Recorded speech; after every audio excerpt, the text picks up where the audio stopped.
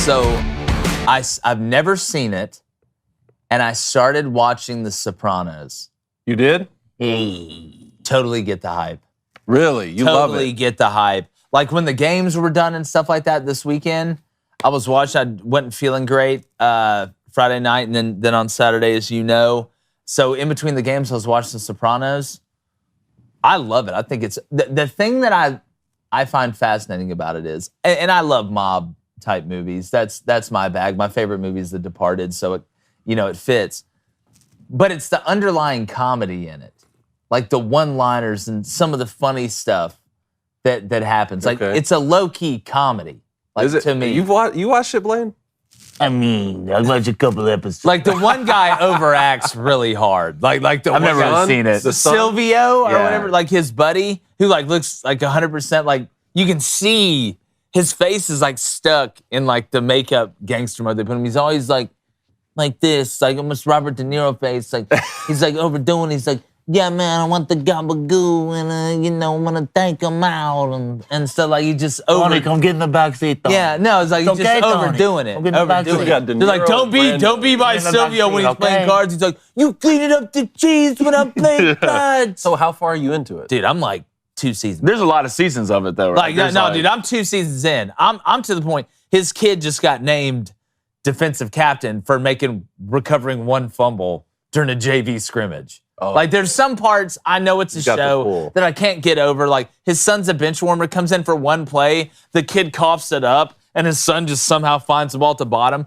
and the coach is like, you're looking at the team captain right there. Which, again, maybe he's everyone's in the stands like, yeah, no, well, it's like, again, the kid's dad is Tony Soprano. So, but, not a bad like, I think it's really, it seems somewhat realistic to me. Like, some mob movies or most mob movies seem over the top to me. Like, it probably didn't go down exactly like that.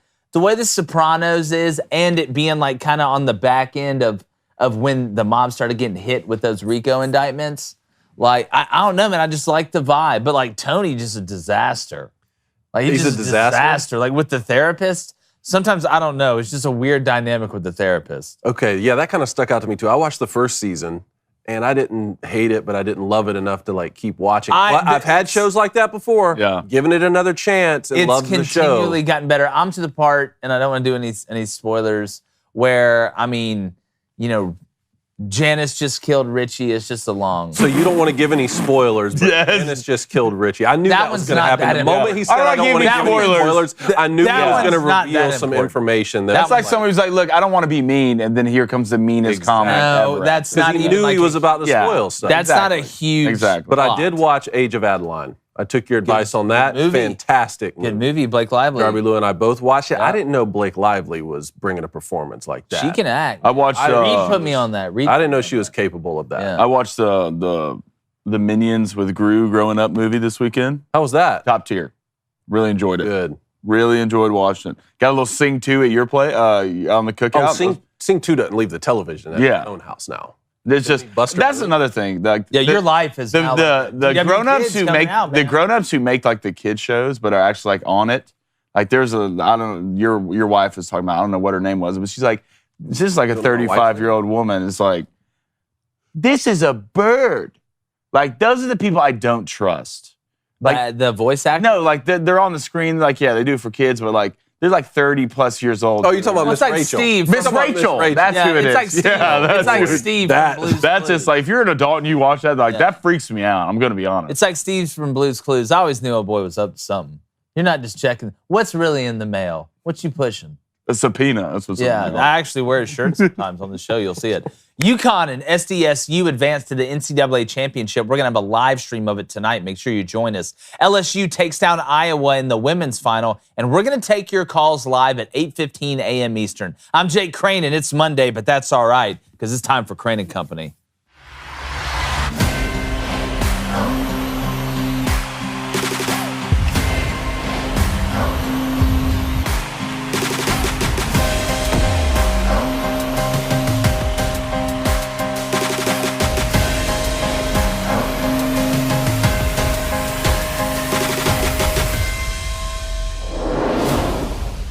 The men's Final Four was supposed to be a snooze fest, they said. This tournament has gotten boring for the lack of blue bloods, they said.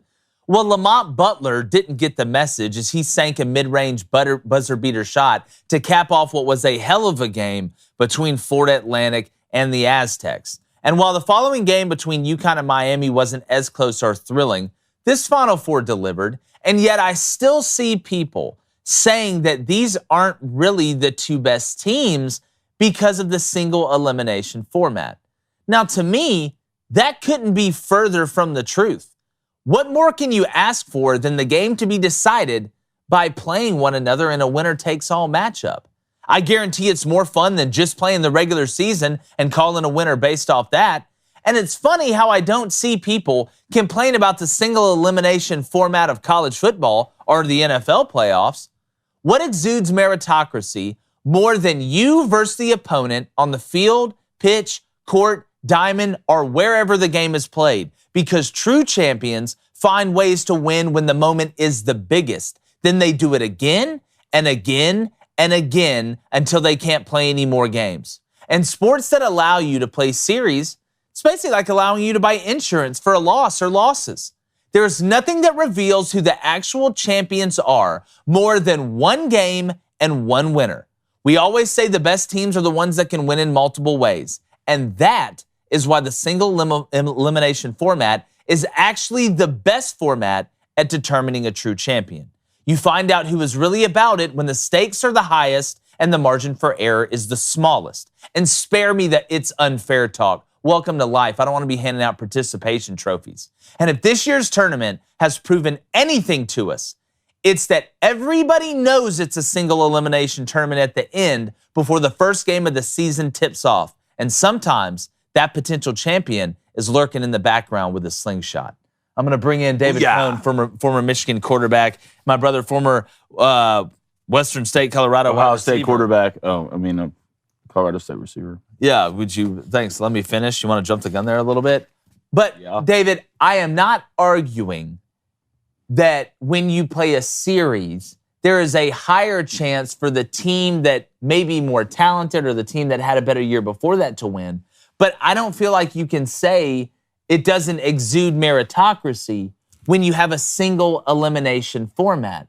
Because, again, this isn't you walk in the gym, I get 1 3-pointer, you get 1 3-pointer. This isn't you come onto the field and I got 1 pitch to throw to you and you got 1 pitch to hit. We're talking about 2 20-minute halves. Yeah. In college football, we're talking about 4 15-minute quarters with the halftime, with timeouts, with commercial breaks, with your whole team versus their whole team. I don't like that argument saying that, oh, well, it doesn't really find the best teams. What is it? How is there another way to prove, who the best team is? Who cares what these people think? Well, who cares? You know who these people are? These are David. People. These are the beat writers who, rank the teams ahead of the season and who got their picks wrong. I mean, that's fun. They just took, money line picks and they either missed their bets or their bracket is busted. Congratulations, every bracket gets busted. There's never a perfect bracket. It's true. If you're talking about the 2 best teams don't make the championship, I mean, if that was the case, we would just allow beat writers across the country to rank every team in every sport preseason and then never play any of the games. Who cares? It's been exhilarating. It's been fun.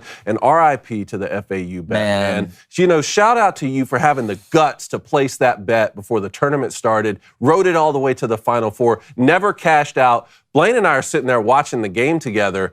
I thought they had it. I knew it was in when he left his hands. Oh, no. I knew the minute that shot was partially blocked. I was in my living room walking around because I felt good about it. You felt good? I mean, they led the whole game outside of the run that SDSU made at the beginning to get that 7-point lead. FAU dominated from that point out. And really, outside of Bradley, San Diego State wasn't hitting the shots they typically were hitting. They weren't dominating inside. FAU was playing pretty complimentary. I just, if I would much rather of FAU would have lost beat by 30. Yeah. I would rather you have lost by 30. How about no timeout called there? Just let it ride. It always looks good when it works. It always looks good when it works. It was the right decision. I think it's just one of those things you got to know your team and know the circumstance.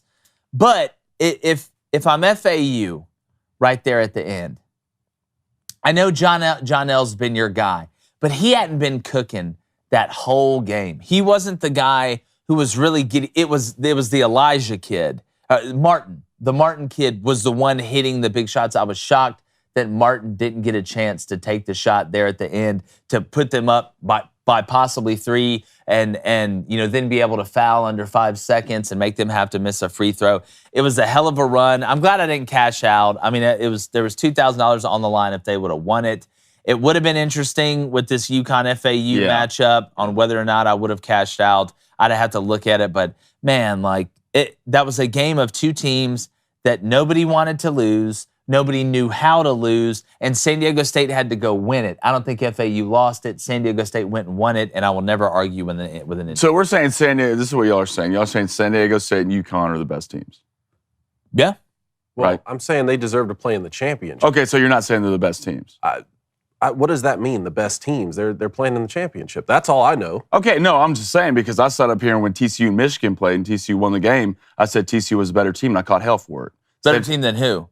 Better team than Michigan. Well, they deserve to go to the championship, and they did. No, I'm not. Okay, so they're the better. I never said they weren't. I never said that TCU. So, well, no, we were saying 5 out of 10 times who would win the game, and the only thing I said TCU, and y'all said Michigan.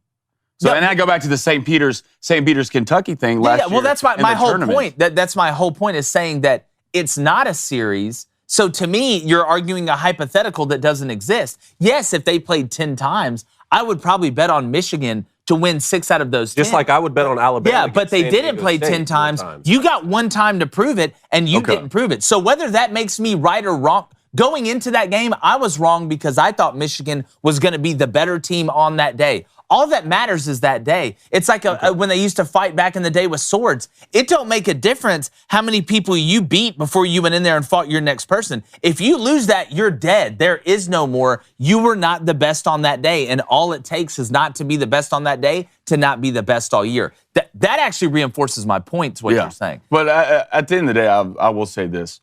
What phenomenal basketball we're getting, not only in the men's league, but the women's league, too. Yeah. And I was glued watching that, especially the LSU Iowa game, and even the Final Four in the women's. But you see teams right now, like especially UConn. UConn's rolling through people. They've rolled through everybody in the tournament. They look calm, cool, and collected, and a 7.5-point favorite. I mean, they've beat every type of team. They've beat every type of team. They look so good. Yeah. That's one thing that has surprised me. Yeah, they're younger too. Look, and Miami. I know we're going to get into the breakdown of the games more as we get into the show. We have live call-ins today. Make sure 7:15 a.m. Central, 8:15 a.m. Eastern. You get those calls in. It is going to be filled up. It always is on a Monday. And you got to give us your call sign as well at the beginning. But no, man, looking at this UConn team again, they have everything. When one thing isn't working well, they're able to, again, the versatility is the reason they're not only winning, they're winning big. I mean, these games aren't close. I think they've won every game by double digits. Yeah, they haven't played a close game. And again, it goes back, and we mentioned this before, they went on that little skid talking about Connecticut at the beginning of conference play. And since then, man, they have been playing really, really good ball. You look at Hawkins, you look at the way those guards are able to create, and with those two things they got running down low with Sonogo and then Klingon, who was just takes over games as a freshman from Bristol, homegrown product there in UConn. Those are always the best kind. Nobody plays harder than the hometown kid that's talented. That's why you want to keep them in state. But not just the national championship in college basketball going on. This Saturday, we have an action-packed UFC 287 fight card, which finishes with an epic rematch with longtime rivals. Guys, we've talked about on here before many times. Alex Pereira versus Israel Adesanya. They're going to face off again for the middleweight title. And you can throw down for your shot to win big with DraftKings Sportsbook, the official sports betting partner of the UFC and the Booster Club. New customers can bet just $5 on any pre-fight money line and get $150 in bonus bets if their fighters win. All customers can get closer to the octagon excitement with DraftKings same-game parlays. Combine multiple UFC 287 bets into one shot or into one for a shot at an even bigger payout. Look, we can talk about these matchups before on the card, but Alex Pereira versus Izzy Adesanya, you can sign me up for any time Adesanya fights. It's hard for me not to pick against them, even though I like the blue-collar mentality of Pereira. I just think the talent of Adesanya and kind of getting back to his best form, which I think he's 100% ninja when he figures it out. So you need to download the DraftKings Sportsbook app, Sign up with our code BOOSTER. That's BOOSTER. And new customers, like I said, can bet $5 and get $150 in bonus bets instantly, win or lose. That's only at DraftKings Sportsbook with code BOOSTER. Minimum age and eligibility restrictions apply. See show notes for details, guys. Really excited for that one. This is a card that I am not even a little bit, mostly jacked and tanned. I love it. Let's get into it. All right, let's get in the Booster Club. All right, let's go to Deacon and Nora. Hashtag Ask Crane to come near. Y'all doing a live stream for the national championship? Yes, we are. Yes, we are tonight. We'll be doing that tonight. All right, let's go to Old War Skull 88. The $2 donation. Appreciate that. It says, how about them Tigers? Hope y'all took the over. Yeah, we're going to get into best and worst. I did not take the over because in my mind, I didn't think LSU was going to have the best shooting game of anybody in the history of the world. And I thought defensively they could slow Iowa down a little bit. And we're going to break that down. But Kim Mulkey does it again. Incredible. And just an incredible tournament from the ladies as well, which I'm going to get to that in best or worst. All right, let's go to Mad Veg. He says, do you think the championship will end up like the 2011 final, where it seems like a great match between a blue blood and an underdog, but the final is just a snooze fest? Well, man, San Diego State, again, I've got to give them credit. I mean, you've shut down some of the most prolific offenses and teams the tournament's had to offer you, going, all the way back to College of Charleston in the first round. I mean, you beat if you really look at it, if you look at San Diego State's kind of destination to the championship, it hadn't exactly been a walk in the park.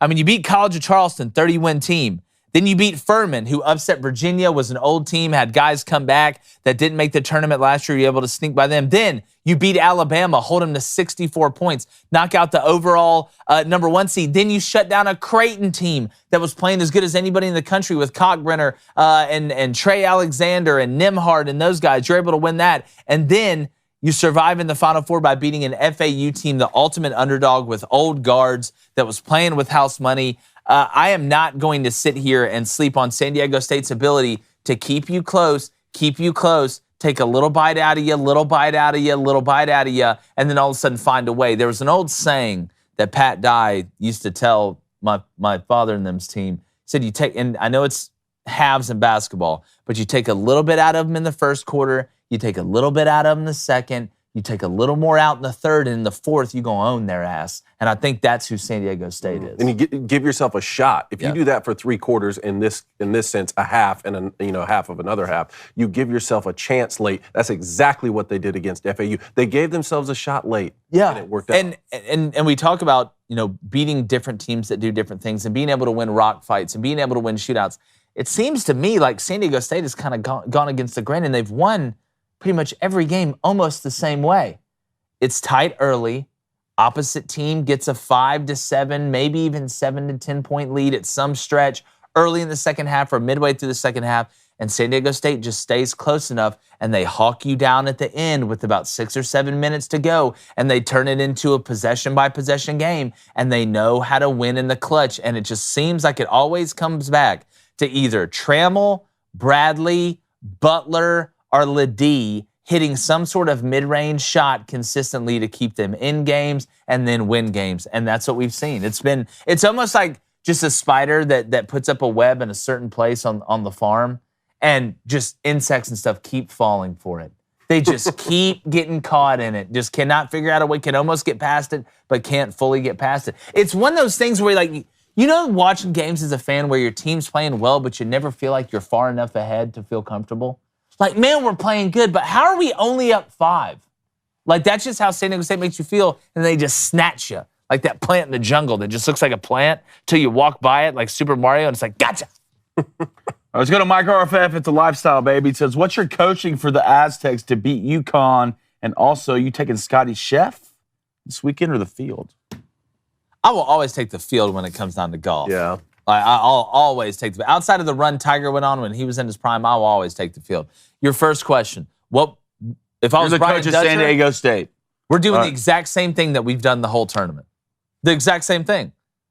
The question is down low, and this was my point with San Diego State before the tournament when I said San Diego State or Virginia would be a bad matchup for Bama because they're physical down low. Like Sonogo and Klingon aren't going to beat San Diego State up. Down, like San Diego State's going to find a way, whether it's Mensa, whether it's Ledee, whether it's any of the big guys they got down low. This game is going to come down to whether San Diego, who shoots better from 3. Because what's been San Diego State's calling card? Defensively, it's stopping your three-point shot. It's running you off the three-point line or holding you to a very low percentage from three-pointer. That's how they beat Alabama. That's how they're able to survive Creighton. How well do you stop UConn and Jordan Hawkins and those guys from an efficiency standpoint at three? And then how well does San Diego State shoot the three? They don't have to shoot it incredibly, but Parrish has to be hitting at some point. Bradley has to be hitting at some point. The three can't be non-existent for San Diego State in this game, or they won't be able to score enough points. I don't care how well they play on defense. That's how good UConn is on offense, in my opinion. The narrative that's been created is San Diego State is this juggernaut of a defensive team, right? They're going to play really scrappy against you, only giving up 60 points a game. Funny enough, UConn's giving up 59 points a game. Yeah, that's what I'm saying. You're going up against another team that's just a You can't pigeonhole UConn. You can't pigeonhole them, and that's what makes them. You can't. All right, we're going to take away your left. Well, what's UConn's left? What is it? The front court? That's fine. Hawkins and them will kill you if you let them. You want to double down low? If you don't believe in it, that's fine. Somebody's open. Okay, what are you going to run them? You're just going to try and run them off the perimeter? Is that what you're going to try and do? And then you're just going to have true matchups with Klingon? And because they've gone big. UConn's, I've watched them go Sonogo and Klingon in there at the same time. Tough. At some point, UConn will put the towers in there and say, look, that's fine. I do think if you're we'll find out how good the if you're going to key on anybody in this game, and it has to be Sonogo. Yeah, especially early in that Miami game. That it was. I'm pretty sure he had the first 10 points. Well, if he's hitting threes, you're cooked. I mean, if he's hitting threes, you're cooked. He's pulling that. But at what point though? If you're San Diego State, do you just boil it down to simple math? 2 is less than 3. Mm-hmm. 2 is less than 3. And if we're going to sit here and run you off the three-point line and make you work it down low, what's that going to do? Work the clock a little bit. If this game's in the 70s, I'll say exactly what I said about San Diego State and Alabama. If this game is in the 70s, San Diego State is going to lose. If this game is in the 60s, San Diego State has a very good chance to win. Yeah. So, that's what it's going to come down to. One more, and then we got to get to best and worst. All right, let's go to Quaid Akins. He says, playing in a series, especially the NHL, requires him to play with great consistency, and all aspects of your game have to be on, and you need it to be on for long enough to win those 16 games going to the playoffs. For me, I like series. No, I've always liked series. No. From a fan standpoint, yes, give me more games. Mm-hmm. But that's not what the argument I'm saying is. Quaid is disagreeing with my argument. I love to watch as many games as possible. Okay, I'm fine for it. Outside of getting past 12 teams to make the playoff in college football, because that's going to mess with the regular season. But when it comes down to me being able to watch in sports that are able to play multiple games in series like that, I do enjoy it. We're not talking about the fan experience. What we're talking about is finding out who truly are the best teams. And Quaid, what you said, Blank, you read that one more time, because I'm going to tell you where I disagree with you in this. Just what Quaid said. You have to play with more consistency. And you have to be able to do more things. Requires you to play with great consistency in all aspects of your game. Need to be on that to be consistent, to beat your foe long enough to win 16. So where is there more pressure? For you to do that in one game, or for you to be able to do that over 5 games? Or how about 7 games? To me, the pressure is 1 game, and I don't think it's even close. And then what happens if maybe one of your biggest strengths isn't on that game? How good enough of a team are you? How versatile of a team are you to be able to make up for it? That's why UConn has been able to not only win, but win big. It's because when one thing isn't working, something else takes over for it. Whether it's grit, whether it's doing things out of the ordinary, or what you're best at as a team, that's how you crown a true champion. So I think, Quaid, you're actually making my argument for me more. It's easier for the quote-unquote more talented team to win in a 5 to 7 game series. Yes, but that is not the task that is asked from you. Just like an astronaut, you get to go up in the shuttle, all right? If the shuttle blows up, there is no second chance. There is no, let's redo it, that's fine. We get to do this 5 different times. You have to perform, and I'm not saying blowing up in a space shuttle is exactly the same as losing a game. Those are 2 different things. But you have 1 chance. That's my point. I prefer single elimination. Yeah. I prefer single. I prefer single elimination. To win the championship in high school football, you had to win 5 games. If you play in the wild card round in the NFL, you got to win 4 games. In the national championship here, these guys are going to have to go 6 games. Make the playoffs as long as you want. I don't care how many rounds it is, but I've always preferred single elimination. I agree. I think that's when you find out. All right, let's get the best and worst from the weekend. Typical Monday segment. All right, I'll start it off. My best this weekend was the Thunder organization. They played the Suns over the weekend. There's little things like this that always get me The Thunder organization honored Monty Williams' wife. Monty Williams was assistant coach there in 2015, 2016. Mm-hmm. They honored her by keeping her entire section off. No one was allowed to sit there. And it kind of just little things like that, especially in sports. That's the things I enjoy. Good for the Thunder organization and good for Monty Williams. She died in a car accident a couple years ago, so that was really good for them. And my worst was climate activists trying to get the name of the Mets field changed, Citi Field change, because Citi Field is the second biggest fossil fuel financer in the U.S., so they're going about, the tree huggers are going about trying to get it changed, and I guarantee this is not going to happen. If anything, the Mets organization came out and said, you know what, we see where you're coming from, but we love Citibank, and we're definitely not going to change it. So you tree huggers, like a good friend has always told me, pack your stuff and get off my lawn. Yeah. No, I'm good. My best, I had a couple of them. My first one is the women's basketball's marketing plan. If you don't know, they've seen higher TV ratings than the NBA. They've outdrawn the NBA All-Star Game. And this is what happens. So we always joke on the show, you go woke, you go broke. And it's the truth. We see that in real life. But, and shockingly, coming from women's basketball, you know what got these ratings? You know what increased these eyeballs? It's the product on the court. And they made it about the players and the game. There wasn't a ton of virtue signaling by women's basketball like we see in the NBA. Mm.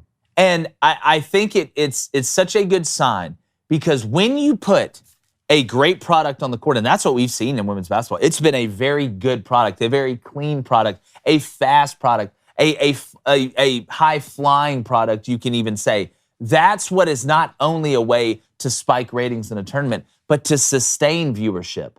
I will watch that Iowa versus LSU game. I will watch South Carolina versus Iowa. I will watch LSU, Virginia Tech, because it's good ball. That's what it is. And on Twitter, and we're going to have a guest on here in the week, I got called racist for saying that it's more sustainable for women's basketball viewership to have great on-the-court product like we saw, as opposed to the other biggest headline maker in women's basketball, which was Brittany Griner's arrest. Because can't we all agree that the two biggest stories in women's basketball is how great this NCAA tournament's been in the ratings and the Brittany Griner situation? Name another women's basketball headline that you can remember in recent memory. I can't remember one. So comparing and contrasting those two situations, because obviously you get PR for the Brittany Griner deal, but you get people that actually, I want to come back and watch next year because of what I saw this NCAA tournament with Caitlin Clark, and not just her, with Kim Mulkey and Dawn Staley and all these teams that made runs. Miami and Louisville and teams like that they were hitting threes and running fast and doing things and are running fast-paced offense and doing that. But now you get even called racist for doing that. So I'm going to go ahead and have to destroy somebody who I do want to give credit to is going to come on the show and try and debate me on it, which I don't know how you defend calling somebody racist for comparing two of the biggest stories in women's basketball. But their marketing plan I thought was absolutely fantastic, and I think it's absolutely great for the sport and great for women's sports to be able to do what they did from a rating standpoint. My second best of the weekend, and it was an April Fool's joke, but I want to make this thing real. All right, a LIV and PGA interleague play series or tournament. All right, the best thing that can happen to golf is for the LIV Tour players and the PGA Tour players to despise one another. That is going to create, because look, Tiger Woods was able to do it by himself. Why was Tiger Woods so popular? Yes, he won. Duh. It was incredible. But he was the villain and the hero. Tiger Woods had to play both roles. For half the people, he was a villain. For half the people, he was the hero. Now that Tiger Woods isn't what he used to be. There is not another Tiger Woods. We'll probably never see another Tiger Woods do what he did. But what is one way to kind of recapture that magic a little bit, right? Rivalries. That all of a sudden now, not even these interleague play tournaments, but at the Masters, you're in a group with a guy that's on the LIV and you're on the PGA and you guys are duking it out at the end to see who's going to win the Masters for all the glory and who's going to fight the Klingons for interstellar domination. But I want that Ryder Cup vibe. That golf needs a little bit of hate in it. All right? And I think this a LIV versus PGA Tour freaking showdown, dog. Little kind of Ryder Cup action. Yeah, that's what I'm saying. Showdown in between the two, create rivalries, create madness. The gentleman's game with a little bit of... I think the LIV Tour needs it for sure. Oh, yeah. You kidding me? Yeah. But it'd be great for golf. Immediately add legitimacy to the LIV Tour, which they do not deserve right now. You're talking about the Ryder Cup. I mean, that's America, Europe. That's No, I was just saying the format-wise. No, but those are two legitimate countries with legitimate golfers going at each other. Right now, recognize Europe right as now, legitimate? the Live is a retirement tour, man. That's what it is. Live is a retirement tour that honors branding and name more than meritocracy on the course. You don't have to play well. You're still going to get paid. You can go out there and wear shorts. We don't want anything to do with y'all. That's why it's an April Fool's joke. Oh, I'm sorry, I didn't hear anything you just said. We should definitely have a. No, I'm just kidding. I think it's great for golf. It would make it more intriguing to me, and I want more match play too. So if we did like an interleague series like this, like the way they had it set up too, sounded pretty dope. The Live guys already get paid, so they're going to be eligible for the purse in the tournament too. Look, I've seen high school coaches that coached in private school, then went to public, and public went into private. Ain't nothing wrong with double dipping. I don't know how that works. I know one people who'll never sign off on it, and that's the PGA. I know that. I don't know. Maybe they get past the lawsuit first. They look at that bottom line. They would look. Let me just give you a one-sheeter. Let me see what they think. We're gonna get to our David's best in 1 second. But another thing that is the best, if you're not feeling like your old self, maybe you're feeling a little bit out of shape.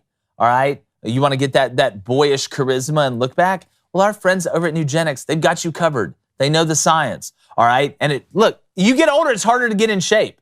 All right, not only get in shape, but stay in shape. But with Nugenix Total T offering a complimentary bottle of some of their fantastic product, when you text 231-231 and enter the keyword Crane, that's C-R-A-I-N, you get a complimentary bottle of Nugenix Total T. Like I told you need to text now, and you'll also get a complimentary bottle of Nugenix Thermo, their most powerful fat incinerator ever, absolutely free. Because that fat is out of here, mister. When you text keyword C-R-A-I-N to 231-231, that's keyword C-R-A-I-N to 231-231. Guys, as we age, our body loses free testosterone. Like I said, energy drops, libido falls. All right, we start to lose muscle, or y'all do. Just depends. All right, I take Nugenix Total T, so I don't. They help you turn back the clock and re-energize your workouts. So, man, give them a shot. It's a great product, and it's true, man. We need more testosterone, all right, in men these days, in my opinion. Amen. And when Nugenix Total T, you can get that. You can turn back the clock. It's like a circle.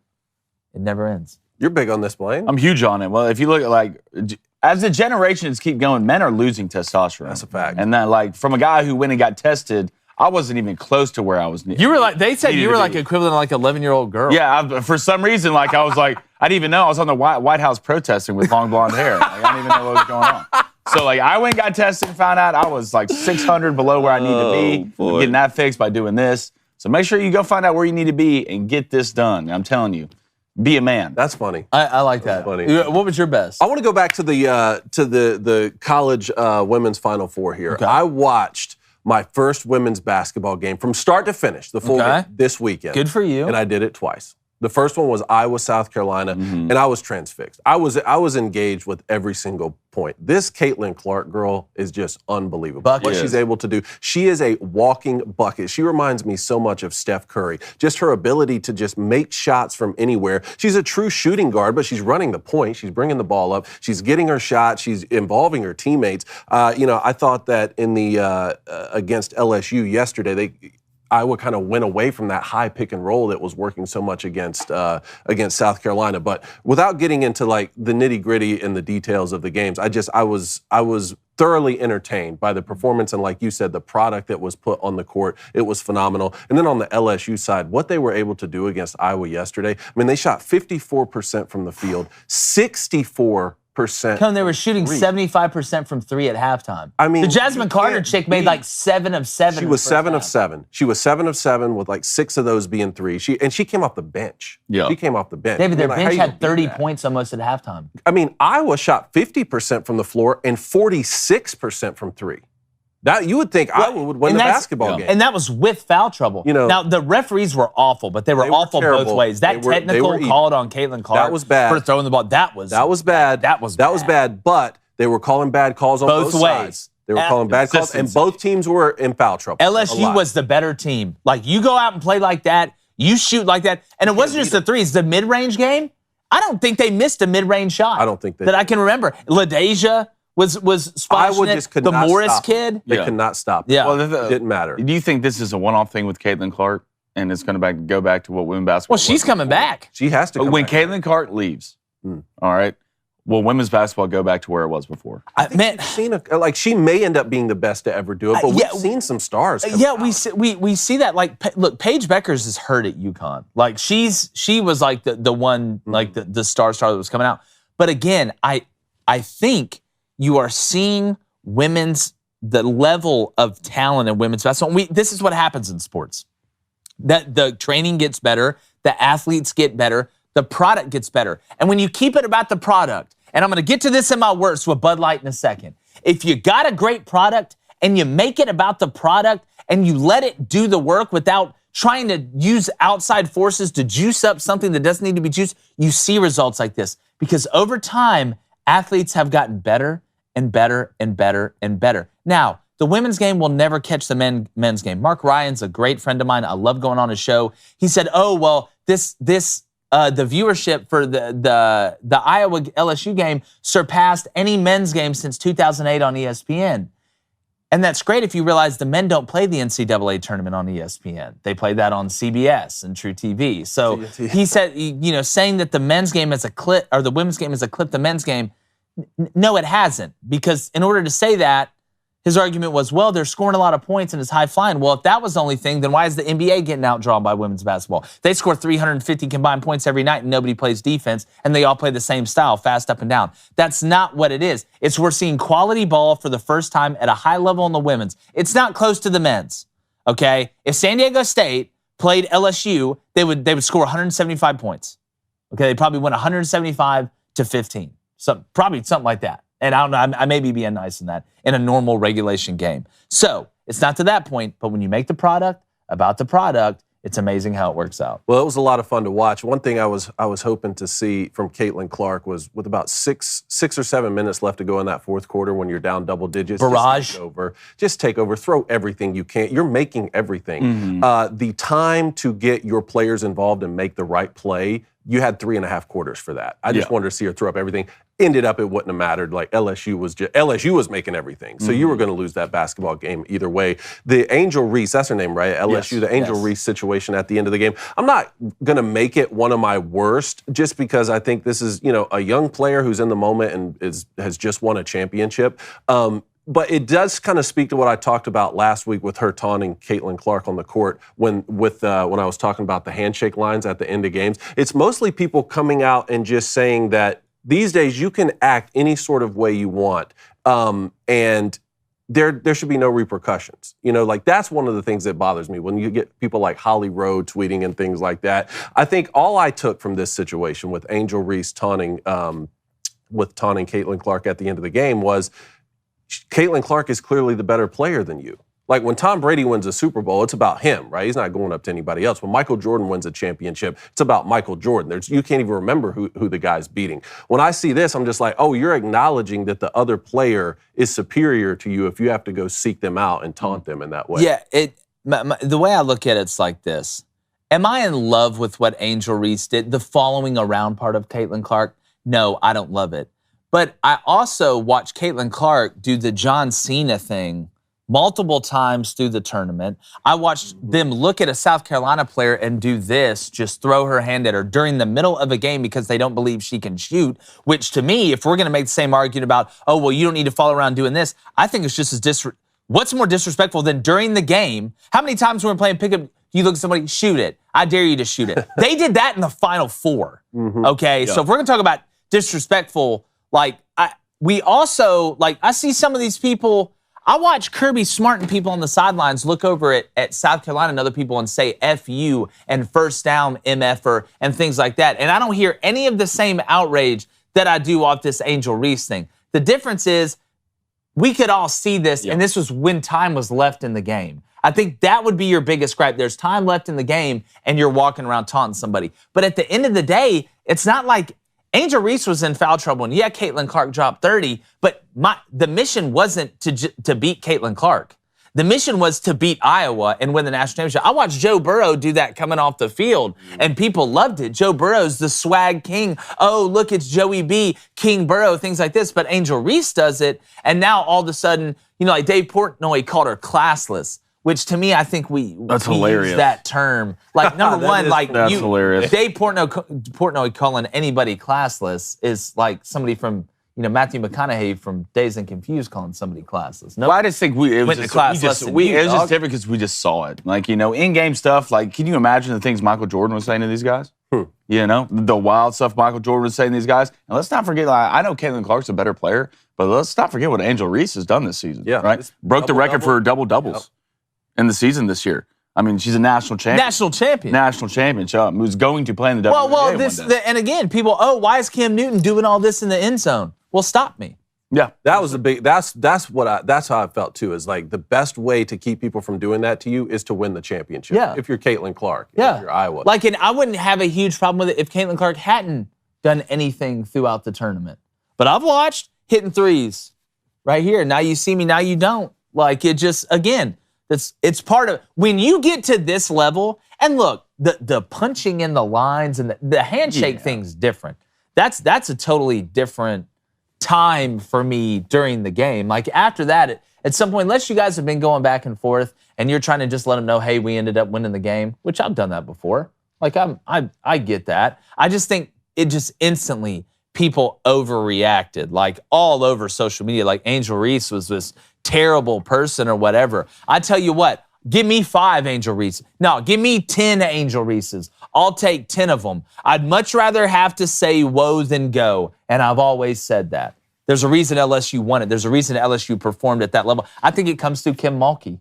Yeah. I think that swag and confidence bleeds through Kim Mulkey. Well, she's something, isn't she? Remember Moscona came on here and he said LSU's never going to win it? Like he said, LSU. Oh, we got to clip that. Alabama in football. We got to clip that. Keep going, Moscona. Yeah, Moscona, keep going. Keep going. Keep going. Now, look, LSU, man, they could win this thing in baseball, too.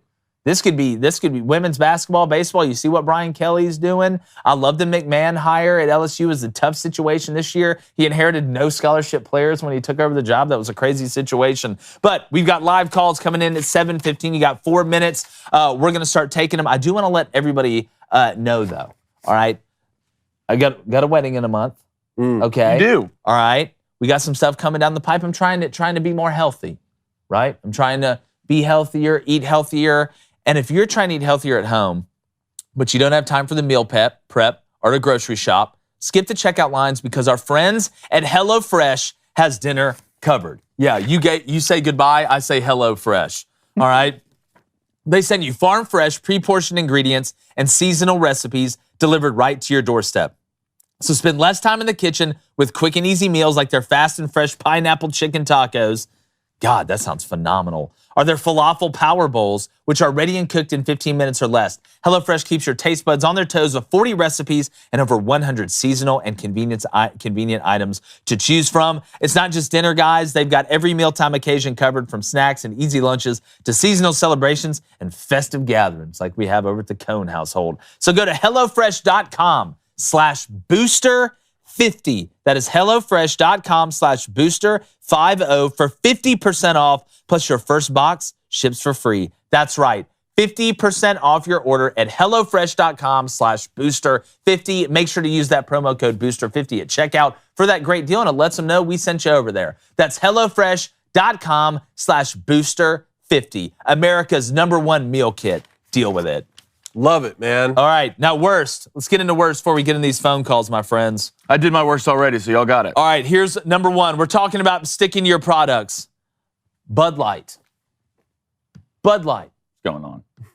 My beer of choice. Say what you will about that. That's your beer of choice? Yeah, it is. And listen, again, I'm not looking at the numbers, but there is no way in hell that the Bud Light demographic numbers returned a net positive for having Dylan Mulvaney as your sponsor, celebrating a biological male and 365 days of girlhood with Bud Light putting Dylan Mulvaney on a can.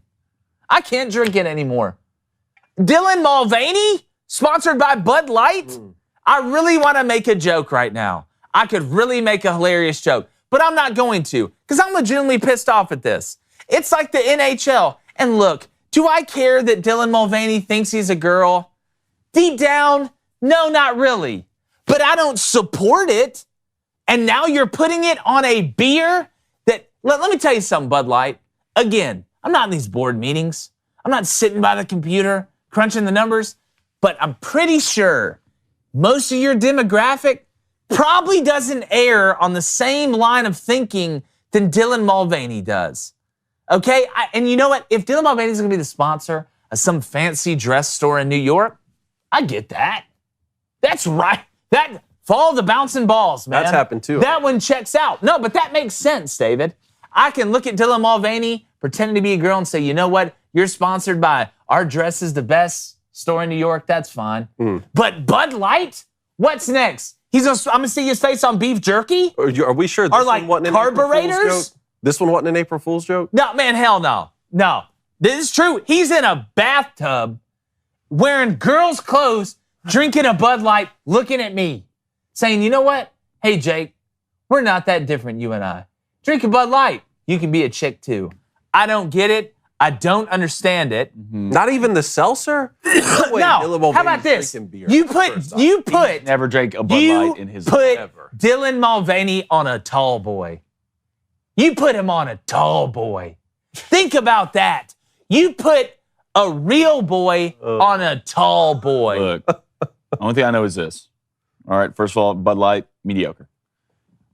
If Miller Lite does anything in the realm, I heard they're next. I'm telling you what, look, it's not a threat. No, but like, It's not a threat. It's a promise. It's a bird. It's a plane. No, it's me on a dragon flying over your headquarters. Yeah. And I will burn this to the ground. I'm just, again, I don't care what side of the aisle or even side of the trans debate that you're on, okay? I think we can all agree that from a marketing standpoint, just like with the NHL, this just doesn't make sense. If it was like Hillary's sparkling vitamin water infused with kiwi thoughts or something, like totally if White Claws came out and did this, totally get it. Understandable. Totally get it. What's next? He's gonna be at a monster truck rally? Yeah, maybe. I mean, we're at a point now where you're not marketing to your demographic. You're marketing to change your demographic. That's the only thing. That's the only thing I like. They're not saying this is, we're marketing to the type of people who drink Bud Light. We want to change the type of person who drinks Bud Light. So we want to have this guy on our can. That's the only thing I can think of. Well, like again, the whole situation with this is just baffling to me. It's just baffling because I keep trying to tell myself maybe now we're in the era of the sponsors mean more to the brands than the customers. But then I remember the sponsors are only sponsoring because they want the customers. The common denominator is the customer. If the customer doesn't buy the product, then the sponsors aren't happy. If the sponsors aren't happy, then the brand's not happy because that means the brand's not selling the product. So I don't know. I don't know. Jeremy's beer? Again, I'm surprised I didn't wake up and walk into a brewery this morning. a chocolate beer, let's just put it all together. Hey, a chocolate beer it's still early. comes out of a I don't know what might break in an hour. My second worst, and I hate to do this, Cone, before we get into calls, is Michigan basketball. Hunter Dickinson. Oh, okay. Well, you beat me to it. Good, that was mine. Oh, really? Yeah. Hitting the transfer portal. Shocked by that. Shocked by because Hunter Dickinson is Michigan basketball. Really didn't win that much at Michigan with all the hype coming out. Now Kobe Bufkin entering the 2023 NBA draft as well. Seems like Michigan may end up being the biggest loser this offseason. Jace Howard, he's going pro too.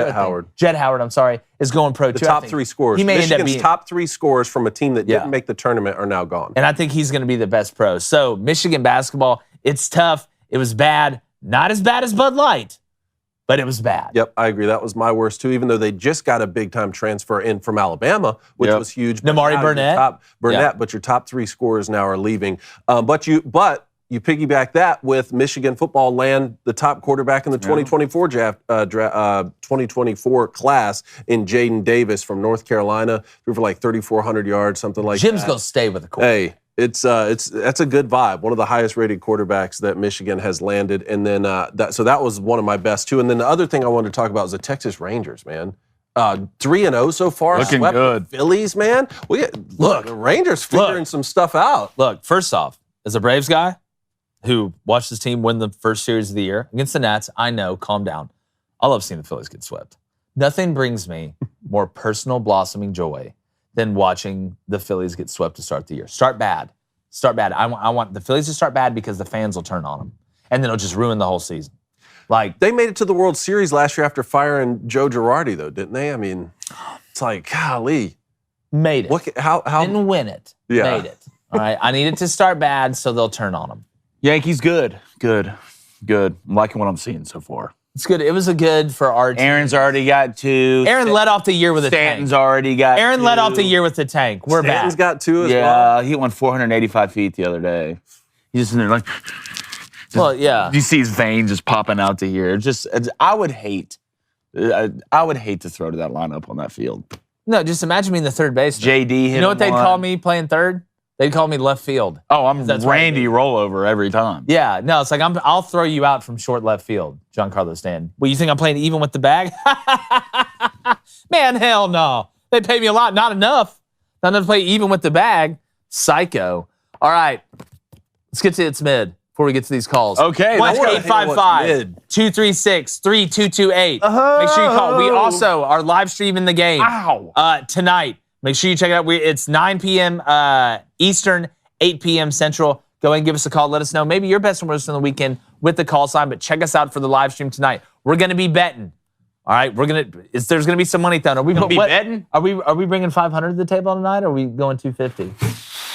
How are you feeling? My thigh hurts. I'm going to be honest. It's pain. I'll go right now. I think 250. I tore something in my quad. You want to go 250? UConn.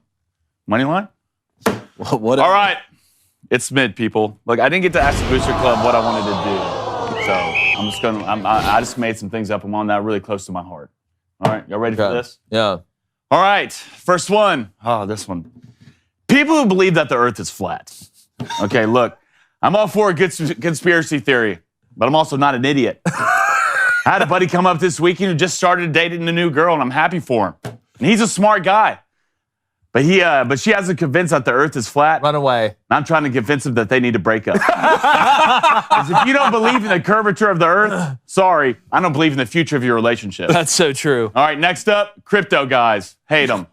These guys are slowly becoming the worst people on the earth. I can pick these guys out like a crowd like it's my job. They're usually wearing khakis, a shirt that's too small, with some stains on it, and definitely not over 5'9". There's no crypto guy over Look, 5'9". every time I meet one of them, they come up and say, "Hey, what's up? Hey, what's up, man? I'm Blaine. I sell crypto. Congratulations. Didn't ask." Just like anything these days, I don't care as long as what you do, as long as you don't shove it down my throat. If I have to watch a 15-year-old kid on TikTok tell me if I'm not driving a Lamborghini one more time, then I'm failing at life, I will lose my mind. All right, and deep down, I know your wife's hot, but we all know she doesn't like you. Next up, this one's just kind of random, but it really stuck my heart because I saw it at the gas station. People who drink purple Gatorade, get out. Look, all I'm saying is this. If purple Gatorade is your only option, then I get it. I would drink it too. But if you go to a gas station, all right, and pick a purple Gatorade on purpose, then you should be labeled as a threat to the United States of America. If you don't think orange, yellow, or blue is the best Gatorade, it's like one of my buddies who's sitting over to my right. Pack your stuff, say bye to my family, and get off my lawn. Last one, I had to say it. People who put mustard on hot dogs are communists. What? Thank you. What? Couple things. First, I thought you were a big crypto guy. I thought you were holding crypto. You're holding. No, you I'm said not. you're I have holding one more- Bitcoin. It's different. He just sold I it all don't trade yesterday. him or Yeah. sell or anything like that. I just have one Bitcoin Yeah, for no reason. Blaine will say that tomorrow. For no reason. He'll be on a commercial eating a hot dog coated in mustard, selling FTX. Yellow mustard, though, right? We're not talking about spicy mustard. Or Dude, I've got a Mustard doesn't belong on hot dogs. I've got a. Spicy? I don't- No. Yellow How can mustard. you say that? How can you say that mustard doesn't belong? If mustard belongs on anything in this world, Bratwurst. it's a hot dog. Bratwurst. Bratwurst is a German hot dog, David. Kind of. Spicy mustard, though. Spicy mustard on a bratwurst, What did I not tell you? yellow mustard. What's the perfect glizzy? The perfect glizzy is a sweet bun, a Polish dog with Wickles pickles relish and brown mustard and some purple onion on top of it. That's a perfect glizzy? dog. I've never heard a hot dog called glizzy, but now I know that because of you guys. Thank you. The Glizzy Gobbler. Yeah. The Glizzy You Gladiator. have all sorts of Yeah. names. The Glizzy Glizzler. Grinch. Some I the can't say on the Glizzler. show. Yeah. The glizz. The Glizzler. I like that. So you're not holding any crypto. I have 1 Bitcoin, but that's not what I'm saying. That's not what I'm saying. Hold on, you have that's not what I'm saying. Bitcoin? I don't even know. I don't even know what that means. What's Bitcoin? I have right 1 Bitcoin. Bitcoin. Like 40 grand, isn't it? No, well, I didn't buy it that long ago. I don't know. You were pushing it hard. No, but I do a little bit in the stocks. That's 28. it. Bitcoin's at 28,000. Yeah, but when it comes to like crypto, it's the guys that you just know who walk around. That's the only thing they talk about. Right? They have a shirt and khakis on with crappy tennis shoes. They're like $50 and have an 800 pair of glasses on. Mark Zuckerberg. Well, Yeah, I'm not going to trust to buy money from somebody that looks like they help feed the goats at the Tupelo, Mississippi Buffalo Park. That sounds very specific. It's 100% You've spot been on. there. The purple Gatorade ones, that's what I'm upset about. That one? Correct. Or the cucumber Gatorade, that green one? Stop it. I got that on accident. I thought it was lime. The instant I see somebody grab that, I call the FBI. There's got to be a list. I literally watched There's someone a list look somewhere at the Gatorade, go through the blue, orange, yellow, red, and choose purple. I almost fought him in the gas station. Look, Really? I don't like almost called Merrick the cops. Garland. I'll be the first one to tell you. But I will team up with Merrick Garland and Adam Schiff and all these other guys to stop the production of cucumber Gatorade. Gatorade made this, not lemon lime, but they actually made like a sweet lime. It was like legitimately green for a while, and it was one of my favorite Gatorades. So I thought I was getting that one time. I was like, oh, they have the lime one here. That's great. Oh, Ended up being cucumber. I was with my buddy Dave. I drank it. I spit it out. It was so disgusting. Dude. I looked at him and was like, I don't want this. You want it? Yeah. It's like every time, like when I accidentally get a Gatorade Zero, I can't forgive myself. Here's the trick. I've been trying to not drink or eat as much sugar, so I hadn't drank Gatorade's my favorite drink. Like I like it better than soda, whatever. But it's awful for you if you're not like playing or consistently doing stuff. So drinking too much of it, like the sugar intake's too much. But if you don't drink it for a while, like I hadn't drank, and then I did drink a Gatorade Zero that had no sugar, it tasted like Gatorade because I just hadn't had Gatorade in such a long time that like it tasted sweeter. I think I cracked the code a little bit on it. I think that's why I'm looking like Brad Pitt over here right now. Yeah, you are. Feeling good about Very it. fit. Feeling good about it. All right. Ready to get to calls here in a second. 1-855-236-3228.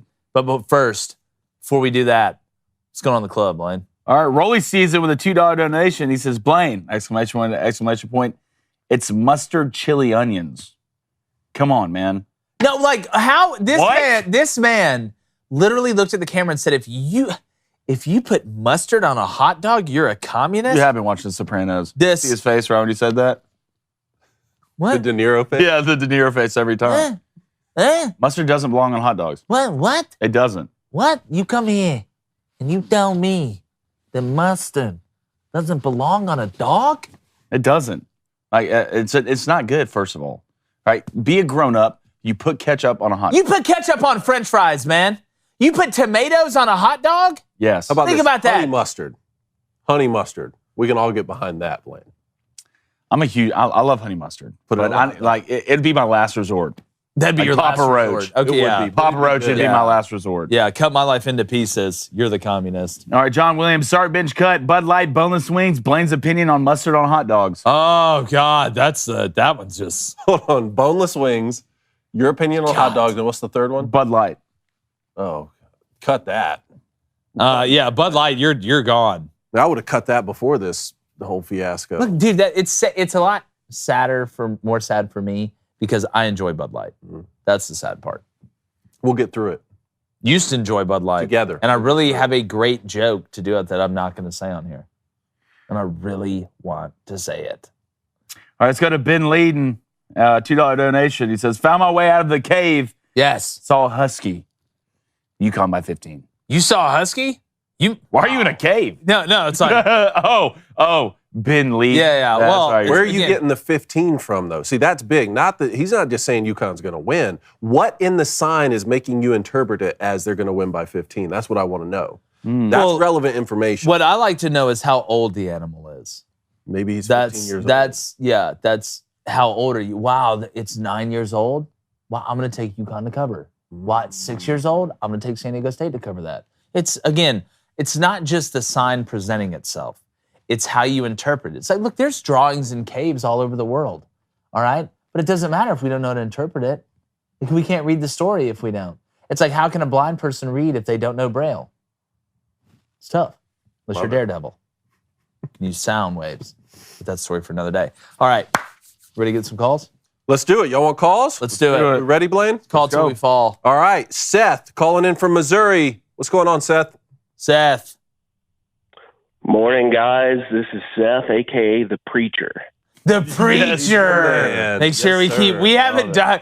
I don't want to sound like Merrick Carlin right now, but we have a document with all of your call signs on it. So don't think that we're forgetting them. We're going to display them in a certain way that we find very, very cool, and I think you will too. In our new Booster Club idea, I think it's fantastic. But Seth, what do you got, man?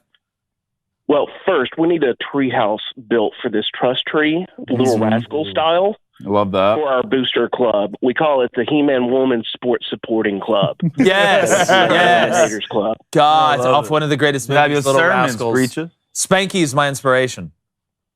Oh, yeah. Well, I've got some interesting news about Dylan Cease, and then I've got a follow-up question for you.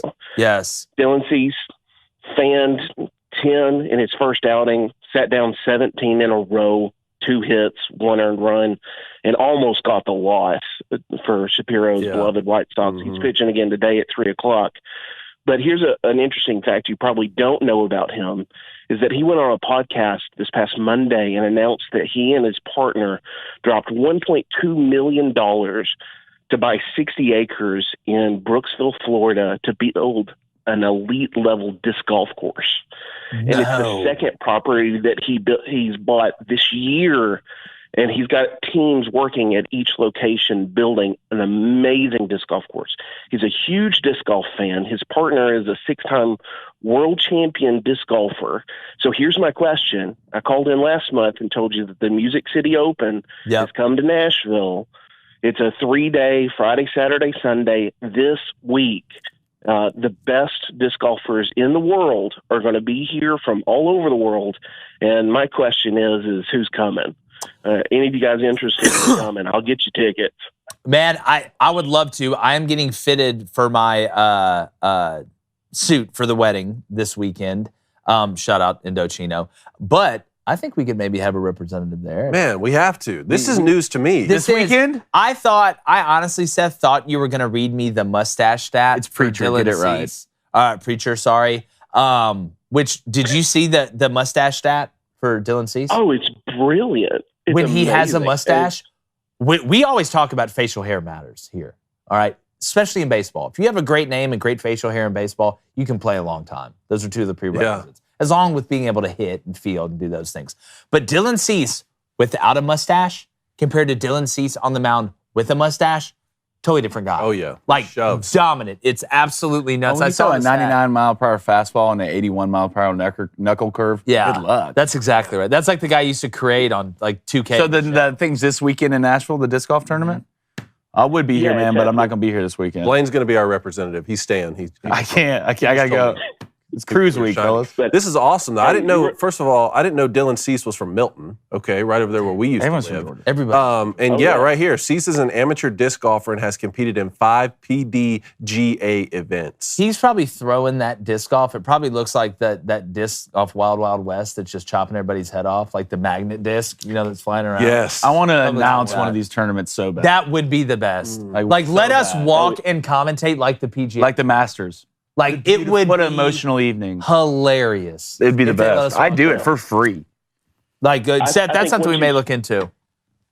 Yeah, once you see these guys, I mean, I don't know if you saw the Joe Milton throwing an orange and smacking the other side of his practice facility, but these guys can throw a Frisbee just on a controlled line over 600 feet. See, that's I would sign 2 up. Football fields long. Like, I think they should have like a long like they have long drive contests in golf. I feel like they should have long Frisbee throw contests. Like, just get a bunch of juiced out, roided guys that can just throw a Frisbee like a knife through the wind.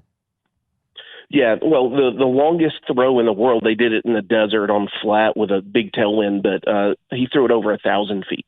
What? Wow. Yeah, the longest throw in the world. It's on YouTube. You can look it up.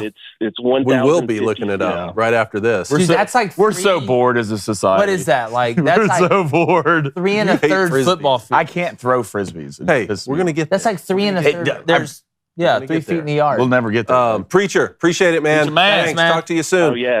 All right, Shane from Virginia. What's going on, buddy? Hey, Love the show. Love you guys. So thankful for you.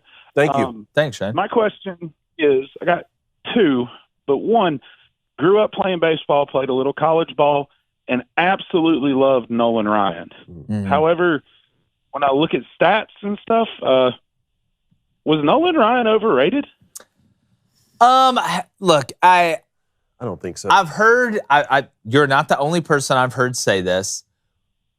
When you look at Nolan Ryan's career, I think we have to look at it a little bit in the era and the time and the longevity of Nolan Ryan throwing that hard and being effective for that long. Now, was his numbers outstanding, especially earlier in his career before he went to Texas? He had no hitters and perfect games and things like that.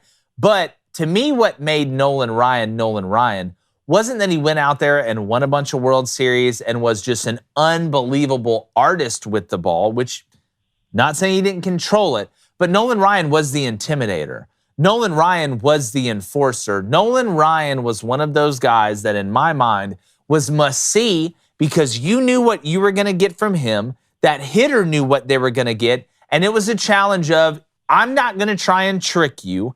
I'm going to try and scare you by backing you off the plate, and I'm going to throw this freight train at you over and over and over and over again. I think it was more of the mindset and the way Nolan Ryan went about things. And think about it.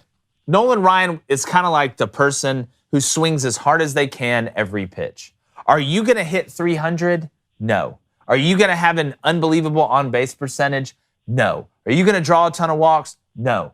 But you're going to hit home runs. And when you hit them, they're going to be destroyed. And people will show. Nolan Ryan is the home run swing every plate guy, but on the mound throwing the ball. I think he just went about it so differently, and he was able to accrue so many no-hitters that Nolan Ryan is held in a different air. And let's think about it. We can barely have guys stay healthy for 2-3 years in a row on the mound nowadays. Yeah. Nolan Ryan was out there throwing 100 with bone spurs in his elbow. Mm-hmm. So I think he's more kind of like Wild Bill, right? Did he really ride all those tornadoes on a lasso? No. But the stories are awesome, and he went right after it. And I'll take that anytime. Like, he doesn't have the Cy Youngs, right? That's what people always talk about. He should have got the Cy Young. He doesn't have the Cy Youngs. But to me, it's like, how can you ever call a guy overrated when, one, like you're talking about, pitched 27 seasons, first of all. I mean, good God. Okay. Won 324 games. Yep. His ERA was 3.19. He holds the record for strikeouts at 5,714. Holds the MLB record for no-hitters, like you were talking about, has 7. He did win a World Series. He's a champion. They won it in 1969. And an 8-time All-Star, 11-time strikeout leader. It's like, man, the Cy Young thing that gets, and he should have won the Cy Young, Shane, in my opinion. I've watched that Netflix documentary. It was before my time, but I've watched Nolan Ryan. Hell, him and Robin Ventura have the best fight, I think, ever in baseball between a pitcher and a hitter. That's just my opinion. Absolutely. Yeah. Sticks out in my mind, too. Well, you guys have definitely restored my childhood. Good. By the way, call sign Sleeping Shane. Sleeping Shane. Okay. We love that. And my second question is, I love your guys' passion. I love your guys being heated in arguments. But when you guys get mad at Blaine, does that end when the show's over, or does that continue later? No, we physically accost him right when the show ends. We just jump him. Right when the cameras go off, it's the first person to grab the bat. They're going to need a bat at least. We always hug him after, lifting weights. Yeah, always hug him after. Yeah, no. Look, the funny part is, though, Shane, like, it doesn't ever carry over because this is how we are when the camera's not on, too. Like, I think that's what makes the show what it is. It's like, look, we go out of here. I still believe what I believe. He's going to believe what he's going to believe. Like, that's why I think we're able to argue things all the way through. It's because if you're going to go and just pick out an argument that you don't believe in, eventually you're going to hit a wall because you're not arguing something you're passionate about, and you can't argue it because you don't really believe it. So when we leave here, not that it's a no hard feelings thing. It's that, like, I would have said the same thing if we were over at my house right now and all three of us were just watching the game or eating over at David's or doing something like that. I mean, that's, again, I think what makes Crane & Company different than, prepackaged ESPN and I have this opinion, so you have to have this opinion. I don't really believe this, but this is what Twitter says is trending. We just want to have a great sports show and just be ourselves, and I think that's what we've done. Appreciate it, Shane. Thanks so much, Shane. man. Sleeping Shane. All right, Dominic, Kentucky. What you got for us? Morning, fellas. First off, my call sign is going to be smooth as butter. Ooh, the butter boy, the butter boy. I like that. That relates to my made-up rapper name a few years ago. What is it? What was your made-up rapper name? You can't say that and then not say the name. All right, fair enough. My initials are DC, and we were driving back, my friends and I, one night, like at 3 a.m., and I just said, if I was a rapper, I'd be DC Smooth. I like that. I like That's the story there. Okay. I respect it. I respect it. Yeah. But, okay, so I'm from Kentucky, and against all odds, we finally passed sports betting on Friday. So that was my best it did pass. Yeah. It did pass? Wow. It did pass? Yes. Hit something on the soundboard. Hit something on the soundboard. We were talking Play about something that. exciting. Oh, baby. Yeah, play it. There you go. Yes, Kentucky. This is for you, Kentucky. I'm proud of you guys. We need that. Wait, I may get the motivational music tomorrow to just talk to the state of Kentucky. Now, when I'm driving home from the sports book into Evansville, ain't got to worry Now it won't matter if you're before the gas station or after the gas station. DraftKings. Oh my God, it works. I can't believe it. Is that what it sounds like when you do on your phone? It's exactly what it sounds like. Dominic, sorry, ask your question, bud. No, you're good. Before I ask it, Jake, congrats on your wedding. I'm actually getting married at the end of this month, so I know your pain and your joy. Yes. Congrats, man. Hey, we're mind-mouthing. I respect it. Yeah, there you go. Anyway, I'm 24 years old, and That's great. up to this point, until this past weekend, I had maybe watched that many minutes in women's basketball. But I turned on that Iowa-South Carolina game Saturday night, and I was hooked. Me too. Caitlin Clark, her competitive attitude and just her game, I was just really impressed. And finally, as regards the trash talking in championship yesterday, I don't know that there'd be such a big deal about it if this was the men's game. I just don't see the drama being that amplified. All I know is those girls woke up and they chose violence. I'll give you an example. Dom. I watched it. I was rooting for FAU. When FAU won the game to make it to the Final Four, don't forget, oh boy tried to dunk off on him. Reverse slam on him as time expired. And I didn't hear anybody really getting up. I've heard a lot of people getting up. Right. No, not to this level though. No, that was not. Not to this. To me, that's more disrespectful than anything. Oh yeah, that was extremely disrespectful. But again, I think it's something where the optics of it looked bad because she followed her around the court. I think that's where, in my opinion, if you're going to have an argument, again. But that is the argument. Well, I don't think the gesture, because that was what Caitlin Clark had done the whole term of the now you see me, now you don't thing. But again, it's the outrage toward it that I'm responding to. Look, again, do I love it? No. Would I say, hey, this is how you need to behave as time's winding down? No, but I'm not going to put it in this category like some other people, like Angel Reese is now somehow this domestic problem, that she's a terrible person. Sometimes we get caught up in the moment, man. You just won the national championship. I can only imagine what it's like, and I didn't think it was that. I think if Sonogo wins the championship tonight and he's following around the other guy's player, the other team's player doing that, people are going to talk about it. I don't think it's a man and woman's issue. Look, I rooted against Floyd Mayweather every fight he ever fought.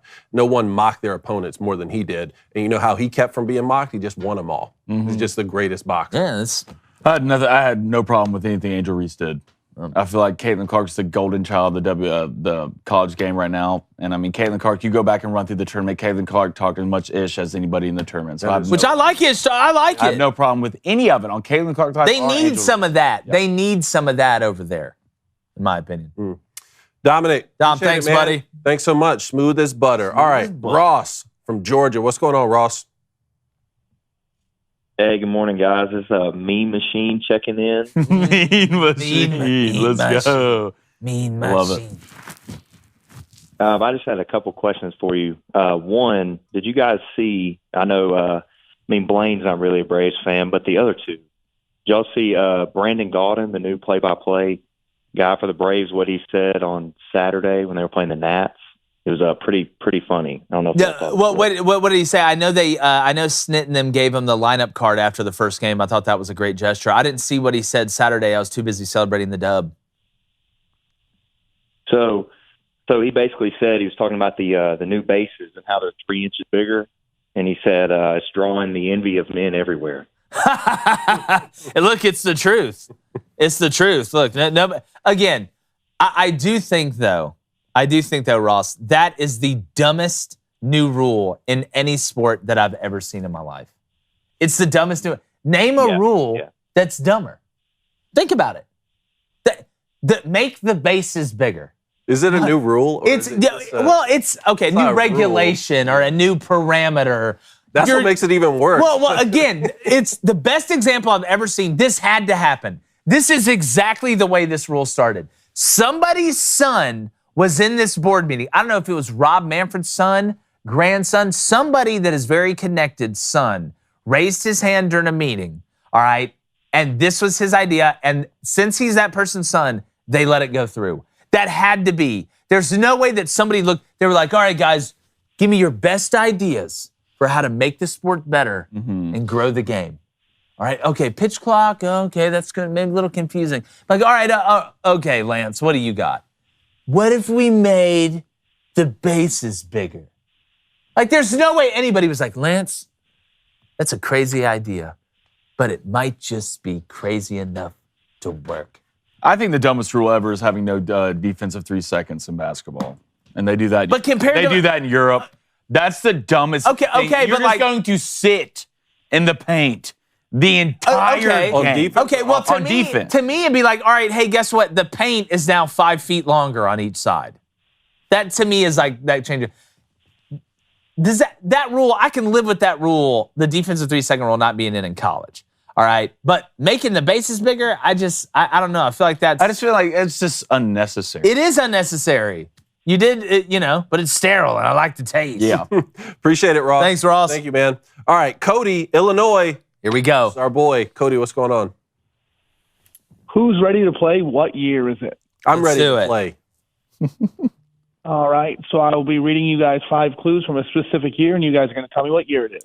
All right, Cody. The last one, look, it was an absolute fireworks display last week. All right, now I will be asking you guys not to use any electronic devices. Do your worst. Right. Collegiate champion, the Miami Hurricanes won the NCAA baseball tournament to capture the first of their 4 national titles. Professional champion, the Los Angeles Lakers won the NBA Finals. Sensational rookie, future Hall of Famer Dale Howardchuk won the Calder Trophy as the NHL's Rookie of the Year with the Winnipeg Jets. Individual accomplishment, Paolo Rossi won the Golden Boot Award in the FIFA World Cup as the tournament's top goal scorer en route to Italy's 3rd World Cup championship. Significant event, the play, or the band is on the field, became one of the most famous moments in sports history during the big game between Stanford and Cal. What year is it, fellas? Okay. I feel like that Cal Stanford game was in the 60s, right? I don't think it was that. 60s or 70s? No. 60s or it wasn't 80s. I think it was. I think You it think was. it was 80s? Yeah. That tape is so old. I think it's 80s. I All think right, it's so- low 80s. So what years did the Lakers win the championship? Well, let's think. World You Cup. know when Miami won baseball? What year? No. What year do the World Cup play? Is it every 4 years? I'm not going to know. Yeah, it's every 4 years. It's every 4 years. So that It's an helps. even year. An even year, and the Lakers won a bunch with Magic. And They won in, You think it's 80s? yeah, I think The Cal Stanford, the band is on the field. That tape is from the 80s? It's got to be early 80s. The Lakers won. Wait. Didn't the Lakers win in Bro, is it 82? They did win it in didn't they win it in Magic's rookie year? I think It's 1982? I think it's 82. I That's think when it's 1982. I was watching I'll feel something it. with Magic. It's not the other day. 1980 because that was when we beat the Russians, right? In no. hockey. That would have been the event. I think it's 82. All right. Y'all do this? Feel good Hands? about it? Hands? All right, I'll go along Hands? with Let's that. go with it. Cody, 1982. And that's what we're all going with. Yeah. All right, it is 1982. Oh, my God! It's every week! There you It's go. every week! Guys, You put that one together. great job, Coach. Great job, Coach. I would have probably Cody, said 80. I swear this isn't made it like every. Look, I'm telling you, you saw the process. I can't believe it. You saw the process again work out, Cody. We've got to give you you've got to be the Riddler, right? You've got to be the Riddler. I love it. I love it. Appreciate it, Cody. Cody, thanks, buddy. Great stuff. Call again this week, man. All right, last one here. You're right. Matt, that is low. We got Matt in Alabama. What's going on, Matt? Man,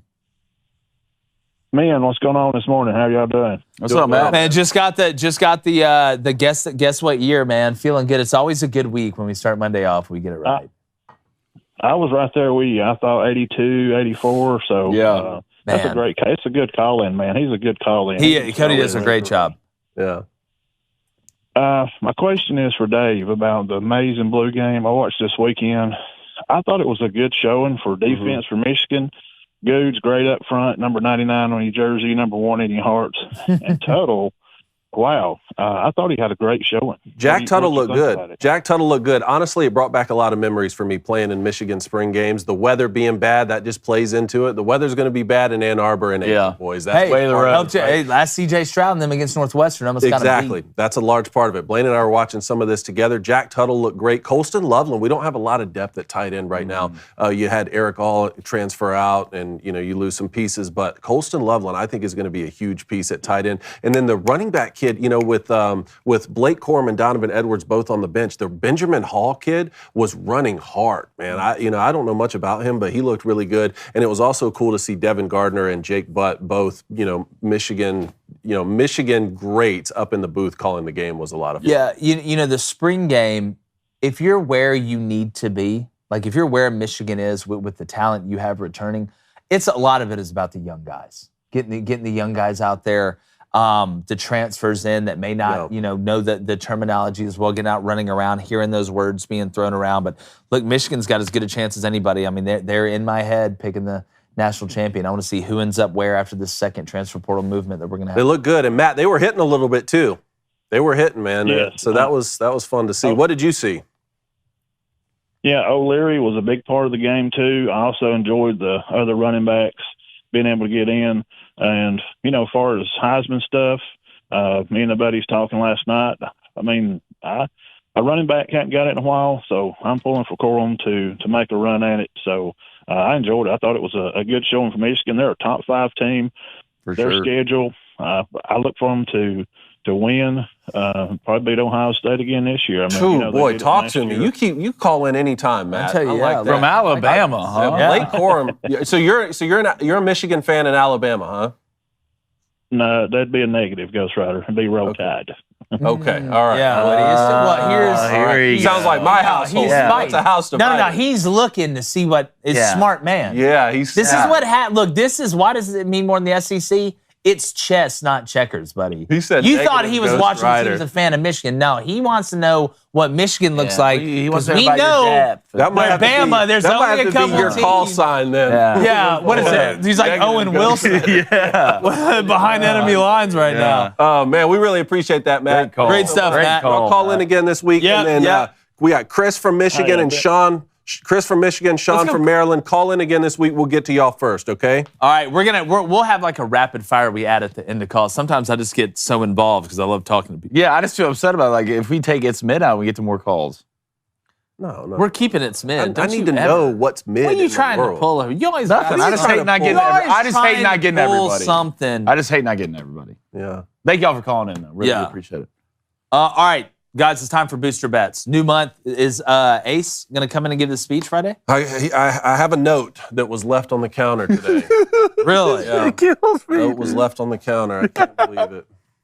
Did he write it? Did he write it? What'd he say? Did he write it in Sumerian again, or is this in English? After the picks? Okay, we'll do it after the picks. All right, remember, our Booster Bets, all right, they're brought to you by DraftKings Sportsbook. Download the app now and sign up with our code BOOSTER, that's BOOSTER, because new customers can bet $5 and get $150 in bonus bets instantly, win or lose. That's only at DraftKings Sportsbook with our code BOOSTER, BOOSTER. Minimum age and eligibility restrictions apply. See show notes for details. It's the Booster Club. Shipping it in now. Here's what I got today. San Diego State. What? Please continue. San Diego State, UConn, over 132.5. Okay. Loving the overs in these SDSU games. Okay. The one at FAU was like 131.5. Absolutely tagged it. 6-6 to start the month, up almost 3 units. Had a great Saturday. Iowa kind of let me down yesterday. Don't worry, I'll never forget, and I also never forgive. But that's going off at -110. And then little MLB parlay. Undefeated on Nerfies this year, but I don't want to overdo it. Just like I like mint chocolate chip ice cream, I want to eat it every now and then, not every night, because I don't want to lose the taste for it and gain a bunch of weight. So give me the Astros and Yankees money line together, coming together as one, as friends, which never happens with the Yankees and Astros, to both win, and that is +119. Let's have a good month. Steady. Steady. What do you got, I'm going to go steady like this. I want to go steady. Steady rise? UConn money line That's not plus steady. the alternate under 142.5. So we have 10 points to play with there. You like to get alternate. Well, look, two of the best defenses. Transitioning. Under You get your alts 142.5 points. That's -155. And then the Rangers money line, -130. They might not lose a game this season, Blaine. All right. 4-2 on Saturday. 1 in, I believe, 5 on Sunday. Get out. Thank you, LSU. Oh, good God. All right, today I'm sticking with baseball. Let's go. Little Indians, and they're the Indians. And the A's Nerfy, that's -140. And then give me the Mariners at home, I believe, against the Angels. Logan Gilbert on the mound, a.k.a. you're out. And that's -148. It feels like it's going to be a good month. I'm so glad baseball's back with the Nerfies. I just can't wait. A lot of things I'm getting into now, I'm live betting at bats. Really? And I cashed out like $400 yesterday. Really? Yeah. There you go. Walk. I guess the walk. Couple, I guess the 2 walks and a strikeout. Thank you, Trey Turner. So you're just getting a feel for the bat. Yep. Mm-hmm. Okay, I can respect that. We're going to live bet tonight. Remember, we're live streaming the National Championship game tonight, starting at 9 p.m. Eastern. That's 8 p.m. Central. All right, Ace Cone, winner last month. He's going to go White Sox with Dylan Cease on the mound. Never ceases to amaze me. Money line, -140. And then he's going to take the Mets. All right, speaking about behind enemy lines, +100. I think Carlos Carrasco's on the mound tonight. Trader. Look, the Mets got a pretty good starting staff, even with Verlander hurt, with Chris Bassett, Chris Kirkpatrick. You get your ass kicked by all those. And then obviously we know about Cat Eyes and then Verlander, who's banged up right now. All right, Booster Club. Tony, speech. Coney. Oh, yeah. Well, I thought leaving the house at 4:30, I could get by with no note being left. Nope. Found Baby Ace's note here. Yeah, victory speech. Back on top, just as it should be. Had to show y'all how it's done so my daddy could see. Now I'm coming for April, all 30 days long. Might go back to back, just like that Drake song. There are no more days off. Word to your mother. I got responsibilities now. I'm an older brother. I'm a big brother. Let's go! That's fire, The kids got bars. B-Rad. Oh, Baby Ace, man. B-Rad from the Boo. That's fire. From the Boo. That's I fire. love Golly, talking about taunting your opponent. Dude. Well, now he's That's a big your brother. son. He's just big dog in I know. That's your son, dude. Just over here. All right, he's going to do a couple of donations. T-Money with a $2 donation. I did miss a donation earlier. I can't find it on here. It's something about football. I'll go back and look and try, and I'll announce Shame him on social media. T-Money with a $2 donation. He says, Chicago-style glizzies are the middest of all. Whoa. Is that the chili with the cheese? What is Chicago style? Skyline? What is Chicago? That's Cincinnati. What is Chicago style? Hate it. Stop Pickles and sauerkraut. Stop at pickles. Ew, well, hold on. It's over. I don't do That's Daddy's sauerkraut. Look, I don't trust Daddy's dog? sauerkraut. Daddy's Dog is in Nashville. I don't know if it's anywhere else, but they're really good. So gourmet Chicago hot dog dogs. is sauerkraut, pickles, and what? Mustard? Did you look this up? mustard. No, I'm getting this from Trey, our director, but I eat it all the trust time Tra. from Daddy's I Dogs. trust Tra. I trust Try.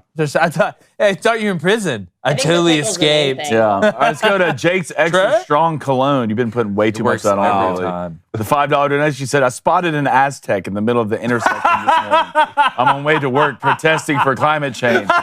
Therefore, give me San Diego State by 10.